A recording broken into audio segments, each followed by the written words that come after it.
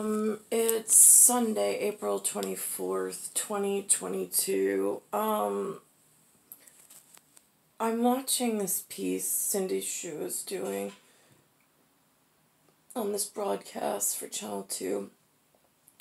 And, or she's bringing the story forward. It has nothing really to do with her, but I have to give her credit somehow, so whatever on that. Again, I don't function like the rest of you humans and your craziness with whatever it is that you all do for a living.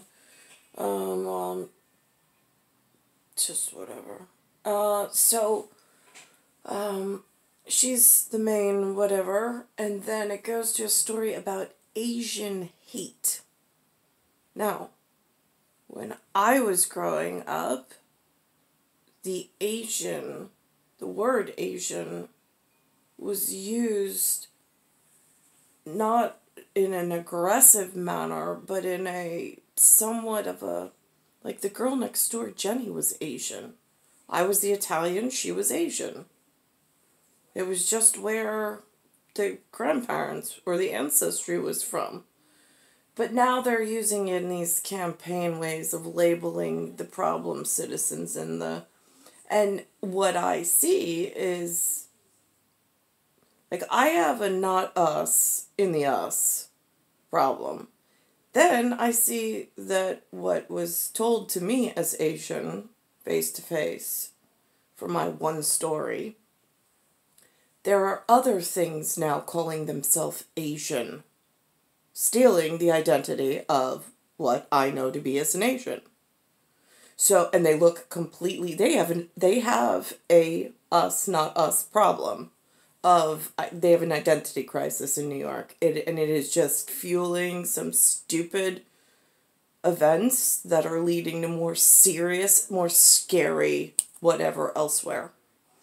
And it's not, and that is not to be, like, that's not me addressing Cindy Shu directly. I think she's fabulous. I think she does a great job on the Channel 2 for whatever it is that she's tasked with for whoever hired her. Not to start fights with whatever. So they're doing this tactical training for average citizens through the Asian Foundation, which is confusing because I saw what they are labeling themselves as, like, an umbrella term for Asian, and I'm like, that doesn't even pass muster. Like, if Cindy Shu and what Jenny was next door is what Asian is in this area, in Queens and the city, how are their versions of not us in their umbrella term? I mean, that's going to cause massive communication outages.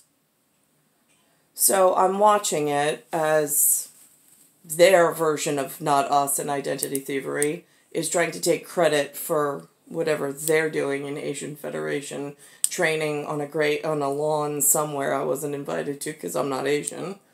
And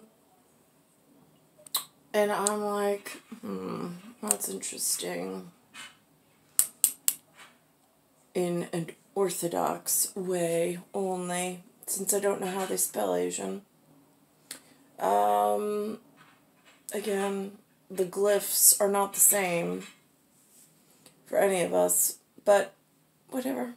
So, I'm watching them training one another, and I'm like, my us isn't calling me up to teach me self-defense and how to protect myself and train me on a weekend. Why don't I get an us representative? Might have been helpful since I had children and there was nothing to teach them because I wasn't trained. But I see that they're continuously training in New York City things that are not us, my version of us, in European American.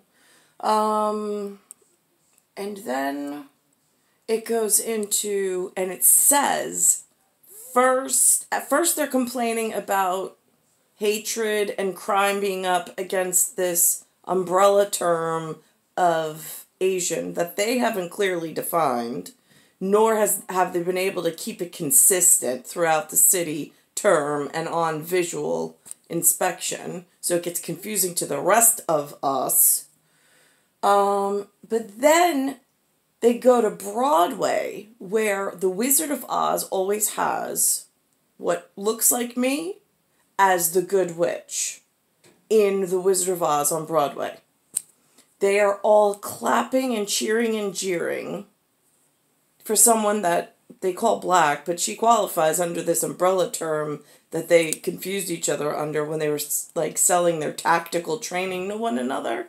So that gets confusing. And then they wonder why the hate crimes are up, but yet the first Black person is now on Broadway playing this traditionally white role.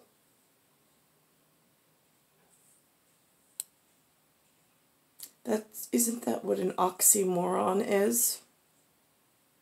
I mean, just curious, because it's whatever. And so here we are. This is what the story looks like, since I hear this new campaign, like, everybody hates the Asians, they're being mean to us, and like there's a lot of crime in the city. Yeah, really? Why does everybody keep trying to be something they're not? I mean, like, that would keep crime down, wouldn't it, if you stopped stealing everybody's identities and homelands, but whatever. And dollars and city services. So here we are. This is the station. This is the woman at this broadcast, so she gets proper credit. Amid a rise in anti-Asian attacks in the city and nationwide, a local organization is working to help New Yorkers feel safe. On Saturday, the Asian American Federation hosted... Now that's really interesting. How is this... How is that in the Asian Federation? It looks nothing like Cindy. This one's even questionable. So how are they receiving funds from and running these drills or tactical operations inside the city of New York when the people don't match the dollars that they say they're accepting money for? Their operations are unequal because I'm not being contacted by my version of this non-violent peace force. Do I have one of those? How do I find out? Do they contact us when one's been created? I mean, a lot of people go to college in the city. Why are they not more effective? An event in Sunset Park, Brooklyn, where people were trained on what to do in an emergency. Now, wait a minute.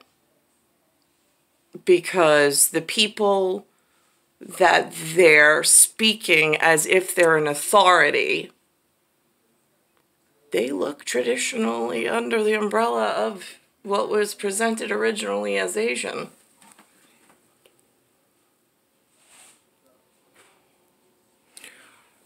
But yet the two people that accept funds and run some kind of tactical clinic don't really look like the umbrella term. I mean, like, that's in this city, their language, not just them, but multiple influx at the same time are claiming all sorts of things, and there's no definitive lines for there to be like okay, well, I can hold you accountable because you're clearly not who you say you are, and you're collecting funds in a manner that looks fraudulent because you're not whatever it is that you claim to be. I mean, like, it's really very hectic and chaotic, it feels like, in the city and in the visualization and the labels that they use for one another. Like, they're stereotypes for a reason. Stereotype, like, as in, what do you speak in order to label one another? So this way, the fraudsters can be taken to justice and to task if it's outside justice that they need to be, like, taken to task with.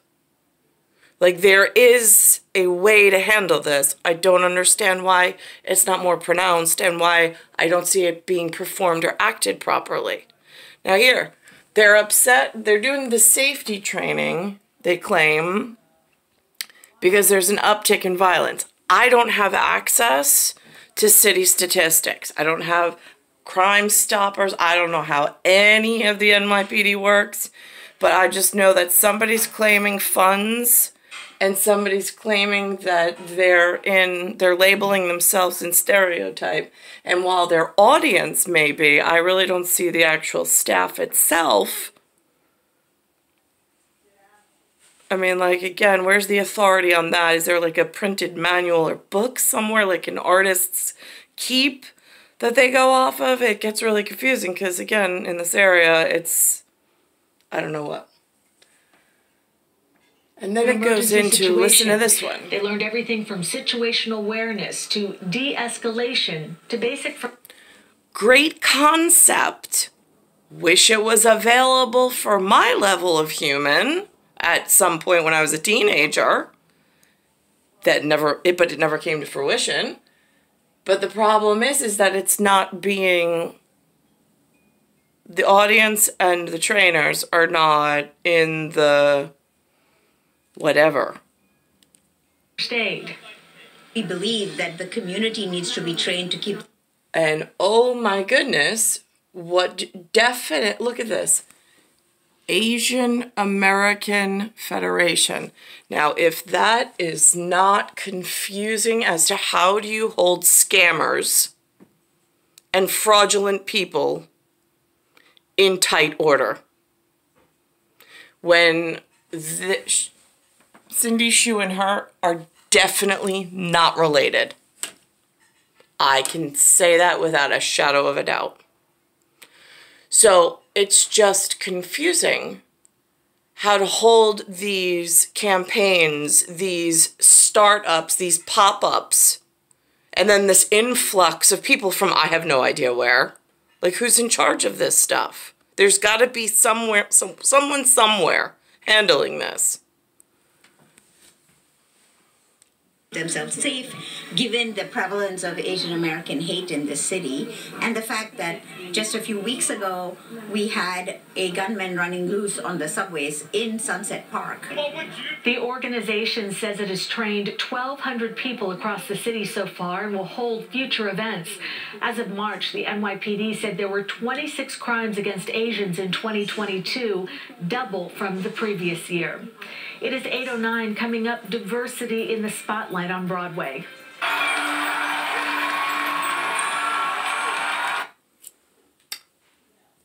Now, the people that are clapping, are they the people that are happy about the uptick in crime and purposely pushing to break barriers? Because they say, specifically, they say that they're breaking barriers. Why are you breaking your own safety barriers? Just curious.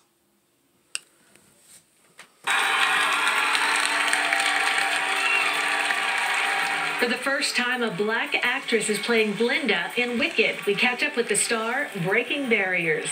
And John Elliott will be back with another check. So according to the news, they admit they're breaking barriers. How is this able to go on and exist? Here's the Brooklyn Bridge.